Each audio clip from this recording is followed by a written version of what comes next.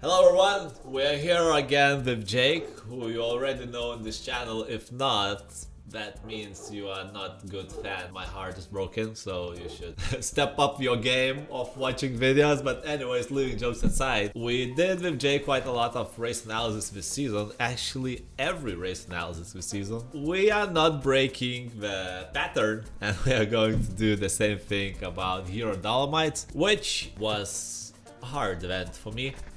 And I was surprised how important it is for our people. I will elaborate about that once we go into onboard. But hey, Jake, nice to see you again here. Hey, have you ever heard about Hero Dolomites in the past? No, I'd never heard about it before until you talked about doing it. But having watched your video, it looks absolutely epic. Yeah, never seen views like it on a race before. It's definitely, I've immediately added it to my list of races I want to try. Anyway, put it that way. And I think it'd suit me better than you. Yeah, climbing is not my main strength for sure. Always keep in mind that then riding those, you don't necessarily have enough time to take a look around, even though it's kind of strange because the climb is long. Basically, you have plenty of time, so you could look around, etc. But as we will look from the onboard and from this analysis, with that amount of people around, you have basically a very rare moment to look around. The gates were somewhat around 300 people in the gate. Maybe there were less in the first few where it was World Cup elites. Hero Dolomites this year was added into UCI Marathons Cup. It was third stage or event of the calendar, so it's like a cup. Next gates were probably somewhat based on past year's results. My gate was 6th. That means I was between 1,100 and 1,400. There was tons of people, and the gates started at 5 minutes different. Once I came to the gate, I realized that any warm-ups of some sort for the losers. Only pros been warming up, I guess. Or, I don't know, those guys, maybe they did warm-ups a lot earlier in the day, but 20 minutes before the race, the gate was like packed. I talked with one guy from Costa Blanca bike race, James Parker, shout out James, who said that it's not a problem. You can overtake on the uphill as much as you want, but we will see later that it was a problem. The race looked like that, where in this profile, orange is the route which I did. It's 86 kilometers with 4,200 meters. The white line was for shortest distance. It's 60 kilometers with 3.2 of elevation. And the blue one crossed quite a lot of same places as the main distance, but here we had a digital loop and it was 71 kilometers with 4K of elevation. So I would say that the middle distance was the hardest probably, because it has kind of middle distance in kilometers, but almost the same in elevation gain. What do you think? Which of those distances you would choose, considering that not necessarily you would want to do which pros does? I would do whichever one you did. Yeah, but considering those 3 distances, which do you think are the hardest? Yeah, I would say they're all hard, right? And it's altitude. Yeah, exactly. So we will talk about that later. But basically, usually if you watch my videos, I always push hard from the start. Like, I overtake everything, like everyone like crazy if I have a chance. Here, I was quite conservative. You can see that I've been pushing like 300 watts or something like that along those lines, and I've been just still overtaking tons of guys. And actually in the onboard you can see the new addition where I added some profiles of the segments, so it kind of gives a better clue how tough it might be. So it was quite just steep. Straight out the gate. There's literally no flat, is there? It's just up or down. Yeah, pretty much. In general, it was the flattest section was, I don't know, 1 kilometer long at the most, and it was still either slightly up or slightly down. But I'll show you later how the flattest section looked like, and it was. I call that area myself the Valley of Death because Yeah. you'll see later. I kind of hardly envision how some people chosen for what reasons they have chosen the longest distance. It was like 10 minutes into the race and some were pushing the bike or stopped for drink, etc. So I don't know. Probably I guess for some it people are was just hard time. concerned about the distance, right? So they're just doing it for a challenge. Like, can they get through the day? And they'll Yeah, pace themselves. Like this guy here, just making sure that he's eating and drinking. He's just worried about the day. I mean, you can understand it. Yeah, I mean, absolutely. The thing which was hard for me to understand, why, that's one. And the other, just realizing that it will be a really hard day and long day if, like, 15 minutes later, you're already concerned, But, of course, But they already know that. They know that starting. So they're not doing it like, they're not approaching it in the same way you are. Yeah, absolutely. They're doing it, can they just finish the day? It doesn't, if it takes them 15 hours, they don't care. They just want to finish at whatever time they do it in. The only problem is cut-off time is 12 hours, so 15 hours is not an option. Or yeah, there you go. There's the challenge. And can they get in before the cut-off time?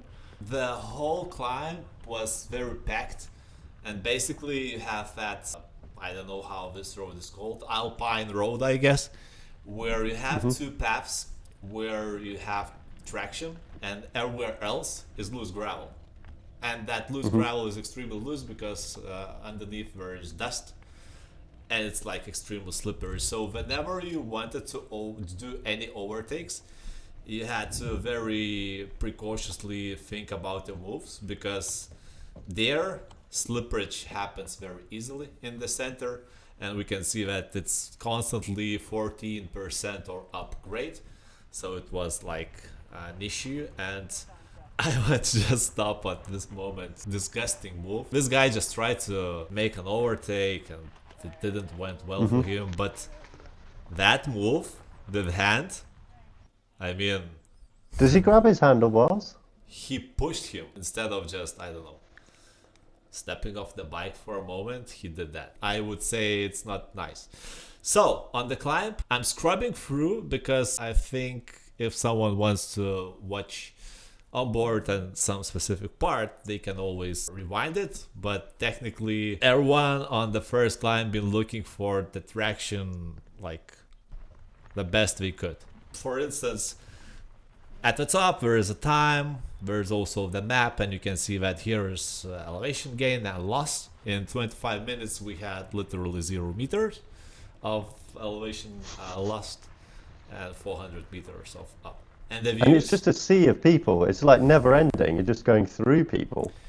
Yeah, in the beginning, but I mean, how'd you get to start in a gate further up? Because I feel like starting so far back is definitely not helping you. No, absolutely not. It was written that you should appear at the gate 30 minutes before the race. My start was 7:35. And I appeared like 15 minutes past, so it was 20 minutes into before the start. It was already packed. In some instances, during those climbs, it was not about how fast can you go, but it was also the speed was dictated by others. So like in such place, you see that there's just a lot of effort will be needed in order to make that overtake. So you just wait until the perfect time and then do the move. And that was pretty much for the whole first an hour or something like that. But, looking from the scrubbing, it seems that I'm super powerful, eh? Yeah. I was going to say you're going past people all the time, but they're just never ending. Yeah. And I'm watching your heart rate too. It doesn't look, I mean, it's going up, but it's not going up crazy, so just holding a good pace. Max heart rate, like 190? In general, or what was during the race day? No, in general. In general, I think up to 190 at the most on the like Yeah. extremely fresh and well rested, etc. day. Where here Yeah. it was So you're like 183 maybe max, something like that during the race day. Yeah, so your heart rate's like sort of threshold. You'd like pushing Yeah, but threshold up the climb, which is before this race, you told me that you should keep your heart rate around 150, 55. yeah. Like, not necessarily all the time, but keep that number in mind. And like 3 hours into the race, I checked my heart rate. I can see it's 165 average or something like that. I'm like, all right, we'll see how that unveil later down the road. I've just looked on your Strava. What do you think you averaged for the whole day? Actually, I don't remember, but I would say 158. 158, 156. Oh, 156. But you know, I think that was affected significantly by those stoppages, which I will talk later maybe, but it was quite spot on then. Looking at the Strava file, it's only early in the day. You do obviously the first two climbs are probably where your heart rate looks like it goes the highest. Yeah.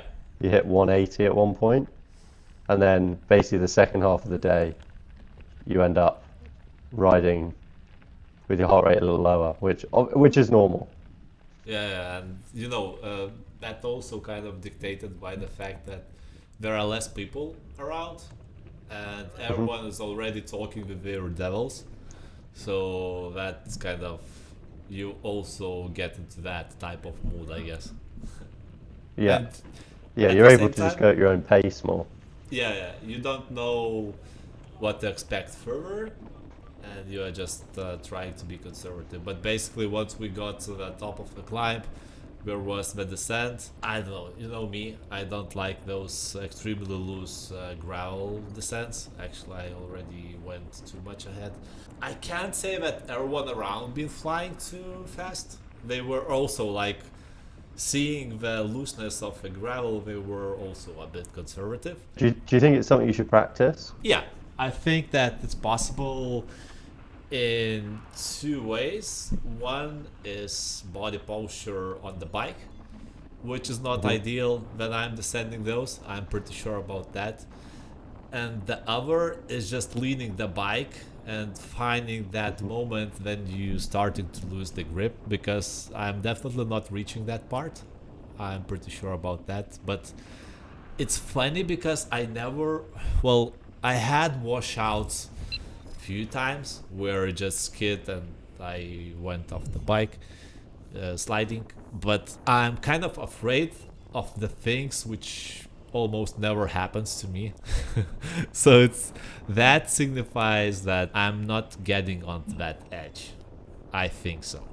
From riding with you Yeah, in yeah, yeah. Spain, it's not like you're particularly bad at it, but I would say it's Stiff. just body position Stiff. and confidence, and the more confident you get, but especially Yeah. if you do rides like this, like so much of the descending look like big long wide gravel roads. You kind of get you know- used to it at some point, but you know, I think it also plays the role that where I live around me, there are no such places at all. Like with any other skill, it just deteriorates over time. Yeah, And every time you go back, especially when you're not confident in something, it's just kind of hard to get used to. we'll have to train it for February. Shh, shh, don't tell anything. Yeah, so basically, I can tell that every single descent was kind of not at full speed, because there was always someone who's not going at the speed like the group Yeah. could. And then it was just packed. At this point on this descent, I thought that if I'm going to brake that much, by the middle of the stage, I won't have brake pads, I Brake guess. pads. Like, Yeah. it was always constantly on the brakes, and the speed collects fast while you have to hold that speed. So it was Were the kind descents of- fun? This one, was fine. Yeah, it was cool a bit. But Were any of the others fun? few more during the day, but I'm like, this one was nice. But I'm extremely annoyed when I see that we are going gravel roads where aside there is a trail which goes in the same direction. That kind of annoys me usually. At the same time, I can understand that when the event is so massive, there is a risk of bottlenecks, etc., and people crashing because of too technical course, I guess. So it's like a middle ground, probably, that everyone could find what they like. It looks in like a it'd be a sense. good course for my hardtail. Yeah, pretty much there was no harsh sections, and I'm not sure about the one who won, but at least few guys from the top 5 definitely went on the hardtail. The course is really well suited because, it has a lot of climbing and then descents are not too technical. So like Yeah, we nothing looks already too rough so yeah, far. yeah. There was steep section where everyone was walking and What's those this type lady of doing? those type of situations. So like, I know, maybe that was the lady. And then here was extremely loose gravel, and I was not able to move to the other side. 28%? It's pretty Man. much accurate, I guess, at some point, but whenever it gets slow, it becomes, Whoa, 30%? I'm already off the bike and I'm pushing Yeah, it. you off? That guy in orange is doing well. Yeah, he did. But until some degree. So you can see that I'm like walking for a while because stepping on the bike. And do you remember, like, did you just lose grip? Yeah, just Because the I imagine wheel. as soon as you lose grip, there's not much you can do. You're going to come off. But Yeah, exactly.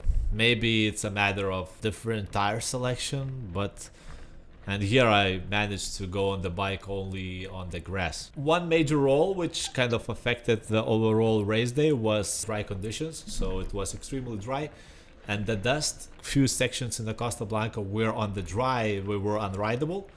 The downhills, etc., yeah, where it was extremely slippery, so the conditions here was pretty much similar. And that kind of yeah, affected, and you can see that that guy with orange, I don't know, 45%, maybe. Maybe not necessarily, but actually it's a bit filtered out values, so it should be quite precise, but it was like really steep one. The camera does not portray that because it seems that yeah. it's not like too steep and the guys are quite straight, well, except the fact that they are bent through the middle, but it was like proper one. There were some sections about nothing sometimes. I call them about nothing, um, but probably the views were nice. And like always, Yeah, it looks stunning. yeah, like always, I took the most use of my weight on the descents of this kind. So you can just have a look what the huge gap was there. And the fatty guy, well, I'm not too fat, but just catch them because they are just coasting without pedaling. So just take that free speed, pedal downhill, and you can win some speed. I could talk about this for hours, but maybe you want to see something specific.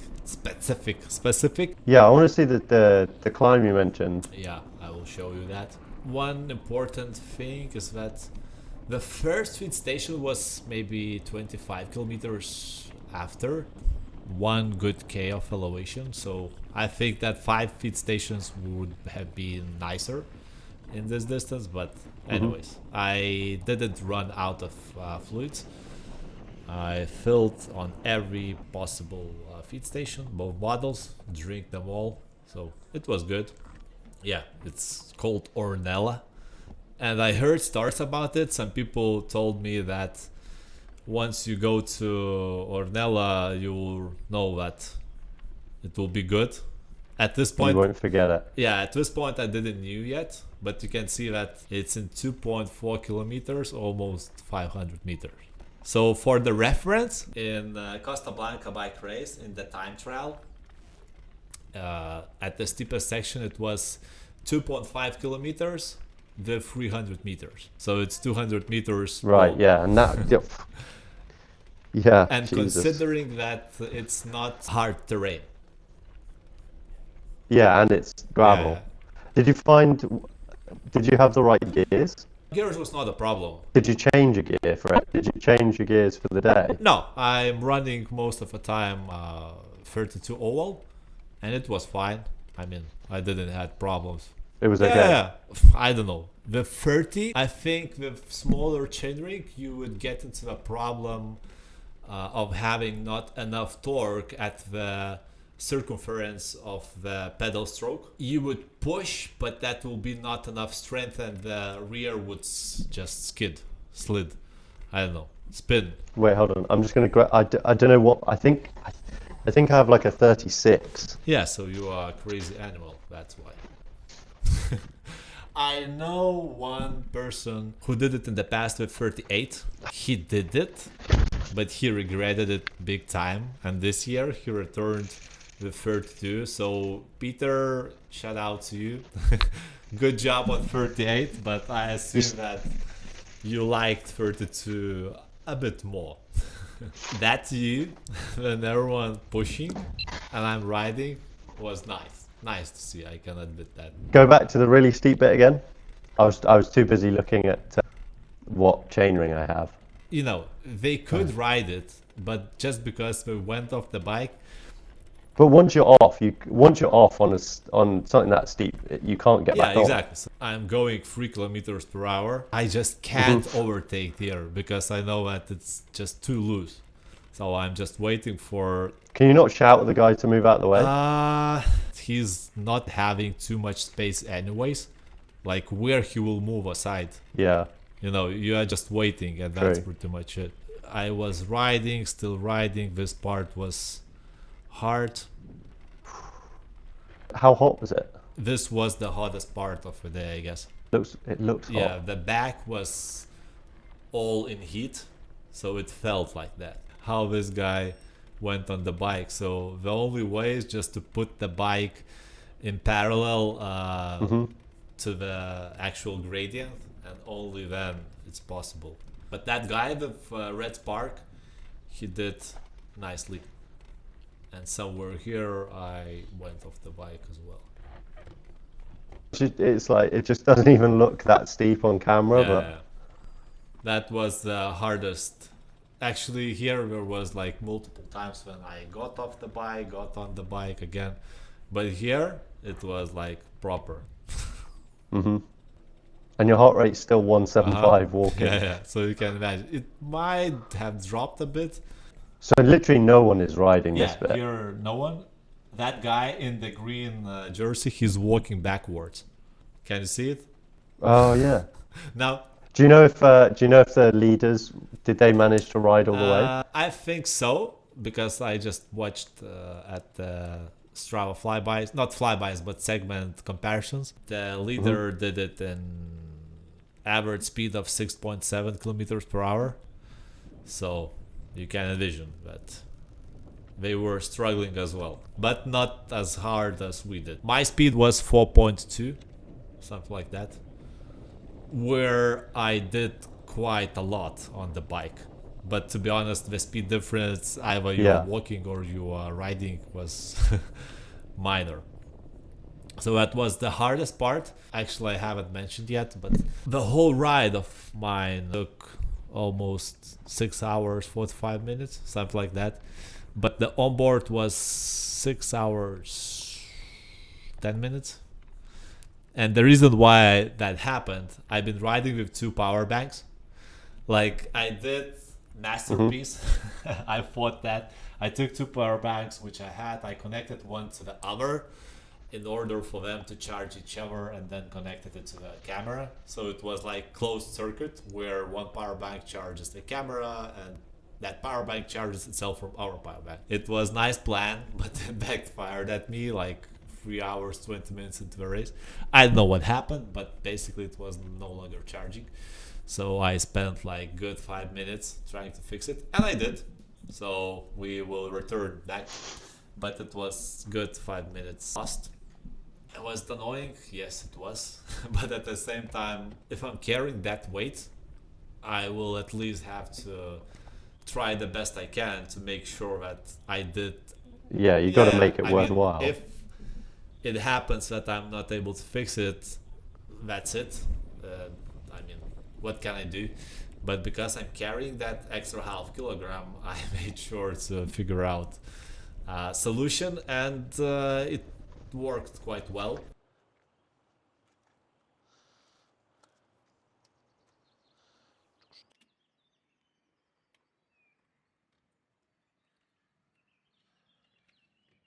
Did you do any sort of specific preparation for the race in terms of That's a training? very good question because you know me. Usually, I decide to go to the races not in the best manner, meaning that not necessarily it's the preparation I did. Rally di Romania 1 week before this race, and I planned to go elsewhere, but it happened to be that I was not allowed to record the race in Alps Epic. Thanks a lot, guys.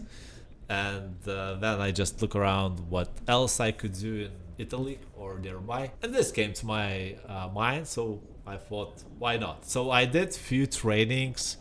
I tried to stay in the altitude as much as possible. So 1 week before the race, I lived around 500 meters up, which is definitely not altitude. So I had a car and I drove No. up to 1.6 or something like that, and then been riding in that Yeah. height up to, I think it was 2,300, the highest which I've been.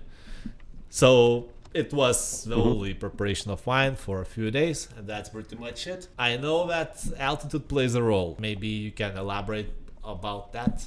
That was going to be my next question, which was, did you feel the difference? Did you feel the altitude? Because I already experienced. Because it must be this point here that you're like at the highest point of the day, right? Yes, this was Yeah, almost you're near the 2.4. you're near the Yeah. top. In the past, I also been. I mean, that's high. Yeah, and I've been in the altitude as well, and I know that I can feel it, and I definitely felt it here. It was not as bad as I expected. I felt worse in the past, but in the past, like I came literally out of flatlands to mountains, and that way I experienced power drop under the same heart rate. Probably that would be the closest to be said what that feeling is. And also I talked with James before the start, and he said that if you're going into red zone in the altitude, it's going to be extremely hard or even impossible to go down, to back off. You will have a hard day if you just. Yeah. Well, you can see here even now, your heart rate's not really dropping that much, and you're not really pedaling Yeah, very and much, it you was know? like for a while. Your heart rate's only dropped maybe like 7, 8 beats. Yeah, and I was not even pedaling here. So, what would be your recommendation for such race in the altitude up to 2.3, and basically majority of the time we're here at around 2K? What Well, preparation someone should take in order to prepare for such race? if obviously the best preparation is going and training at altitude, you can't really replicate it other than you could buy an altitude tent that you can sleep in. I know plenty of guys that have done that before, and it does work. It doesn't work quite as well, but it does definitely What about work. heat training indoors, for example? I know that some guys do that. There is some evidence that if you train if you train in heat, you can have some benefit for altitude because generally you get your kind of the blood, Yeah, like the surface area of your red blood cells increase, which helps. the altitude as well. Yeah, yeah. So it can definitely help a little bit. I think you'll get more benefit because I mean today this looks like a hot day, so heat training is going to have more of a benefit there, obviously. Um, but I think for anyone that isn't able to go and train at altitude and they want to train for an event like this where there's lots of long, really long, tough alpine climbs, you need to train almost slightly harder than you think you want to because so you sort of train for your heart rate rather than the power, and that will get you used to that added extra effort that it takes at altitude. So if you're doing like a lot of tempo riding, I don't know, maybe for you tempo is like 150 beats a minute. you want to train at like 155. If we talk about training in the altitude, does it have to be same training like you would normally do in like casual conditions, or does it have to be something specific? In when you're Uh-huh, actually yeah. in altitude, generally, like if you went like so an altitude camp, say it's 10 days long, you might spend the first 2 or 3 days not really doing any sort of intervals because you just want to get your body used to altitude. Because the other thing, if you're staying at altitude, you don't recover as well overnight. Because again, if there's less oxygen in the air, your body's working harder just to keep itself going. So your like rate of recovery is slower. So you kind of have to take that into account with every session. So you don't want to do too much. And really, if you're going to do really hard efforts, you actually don't want to do them at altitude. You would come down. When you train like a lot at altitude, you'll do a lot of like tempo threshold, but you won't really go much higher than that because you just can't get it out of yourself. You're just trying to get used to it there. You're just trying to like get the maximum adaptation by doing, yeah, tempo threshold where it's like maximal aerobic work. And then if you want to do much harder efforts, you would come down closer to sea level to then do those efforts and then ride back up and stay up at altitude. That's how you maximize it. Makes sense. So basically, I've been doing quite well by driving the car up and then not doing anything down, except the last part, maybe. But actually, I think that the heat, which I had to experience in Rally di Romania, I think it gave me a bit of benefit because it was extremely 100%. Definitely hot. it will have done. Not like extremely for some, but for me from Lithuania it was really hot, 30 degrees plus, and the efforts were hard. So I think, at least based on the feeling how I felt during the day, how constant it was without too much of a dropouts, well, except maybe a few areas, but it was like really nice and constant. But I must admit that I was not pushing full gas because I just didn't know how my body could respond. So I stayed conservative because in the end of the day, position didn't matter that much for me. And I just went pretty much at the level where I don't bonk. And I think I kind of succeeded. Yeah. But in general, as I said, basically a majority of descents were like that. So if someone goes down, This is a shame that descent, you didn't get to ride that descent. that's the thing, because even here, like, I'm kind of leaving the gap a bit, trying to see where there's a chance, and then again I'm closing it, and there are just no chances because it's so narrow. The distance just too short. Can you not say? Are you shouting? Are you like, oh, can I pass? Can I pass?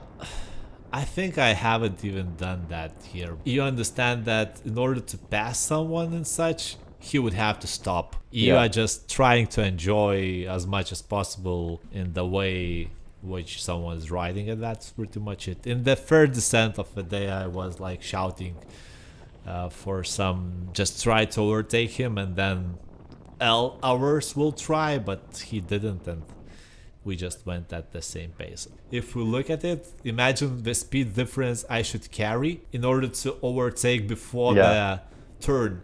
I think it wouldn't be possible. Unless you would knew that it's like that, Yeah, and you'd you have to know it go was here coming full to do gas, it, then yeah. yes. But following, it was just very complicated. I might cover a few last bits about this. So there were some trails, which, by the way, this Kanazei downhill was really nice. It was also a bit stopped by other people, but it was proper one. Maybe this was even the best of the day. That was cool. Yeah.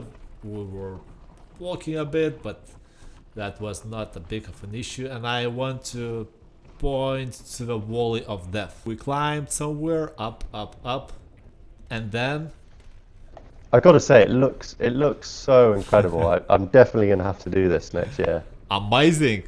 I'm glad that you are hooked up. That being said, this is the Valley of Death. It's 4%, it shows here, but it was 2 to 5%, I guess, altitude up. Look at that mountain though. It just looks incredible. Yeah, but trust me, it felt terrible, I would say. And I've been overtaking people here, and you can see that it's 5 hours and a half already in the race course. And also here, the race course is crossed, and there were participants from our distance as well.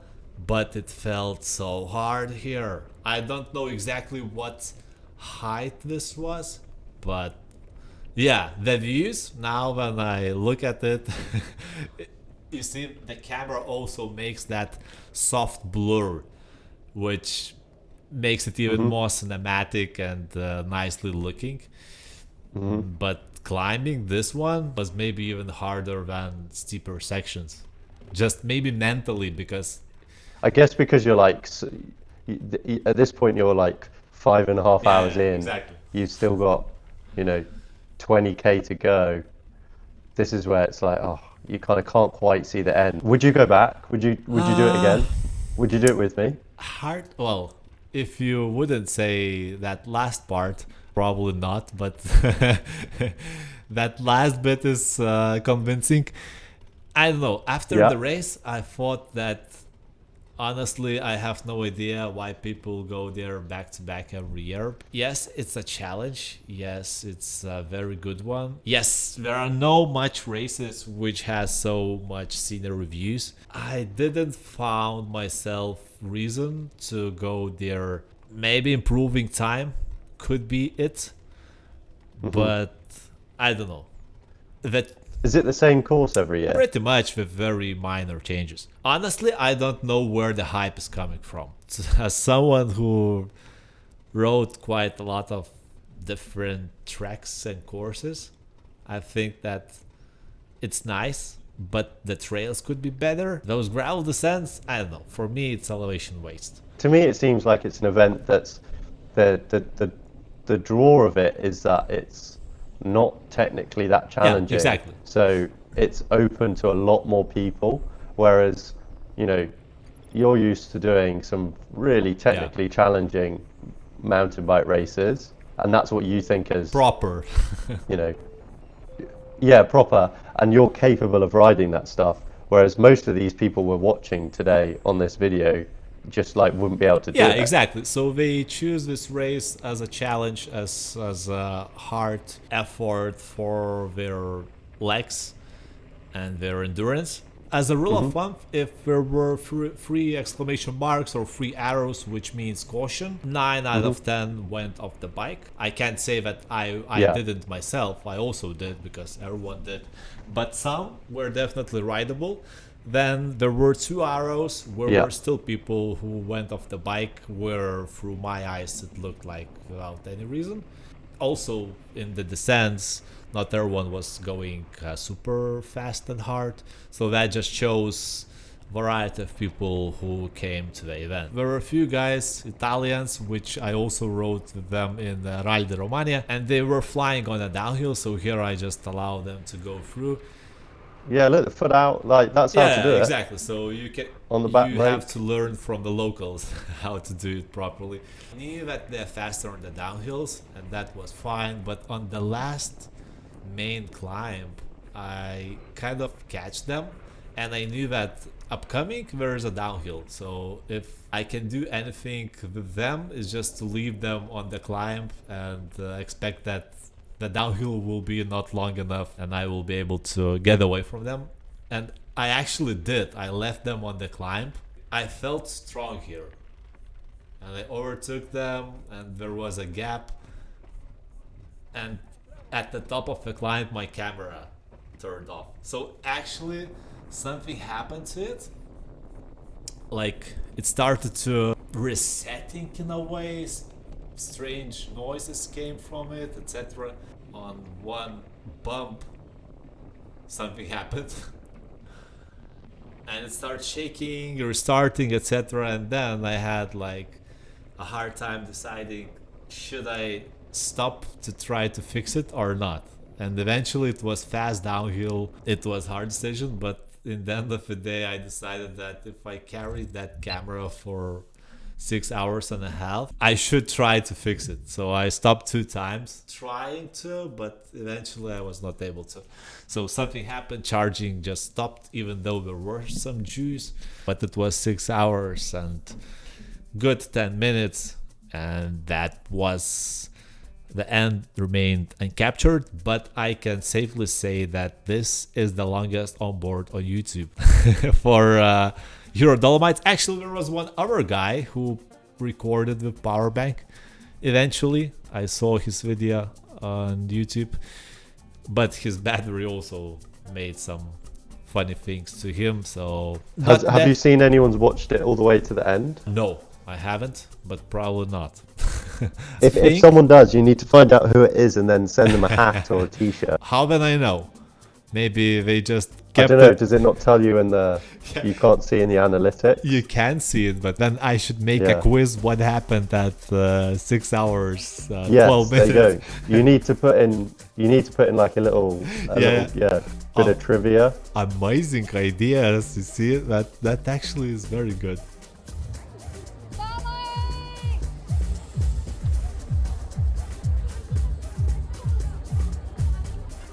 Last thing which I kind of want to tell about this is that I was amazed by amount of videos people created about this. Majority of those were like vlog type. They talked about it like a huge challenge, a main race of the season, etc. And I kind of felt ashamed a bit that I don't respect the race that much. I mean, it was nice, organization is at top level. For me, somehow it was just another race in the calendar, and I might revisit my priorities in the future. Maybe it really has something. So maybe next time when you are going there, we could do proper altitude training, blah, blah, blah, and go there ready, maybe. And the aim is to get all the way up riding that giant climb. No getting off, no walking. I don't know whether it's possible, but maybe, before the climb, change the tires to 2.6, change the wheels to have more traction on the ground. I don't know, but that's potentially the only reason I would want to come back, is to do that without stepping off the bike. So maybe you just open the Pandora's box for the future. I'm not promising anything, but if anything, we will meet at the start line there. If you have your story, someone who's watching this, about Hero Dolomites, and you have something else to share about it, feel free to.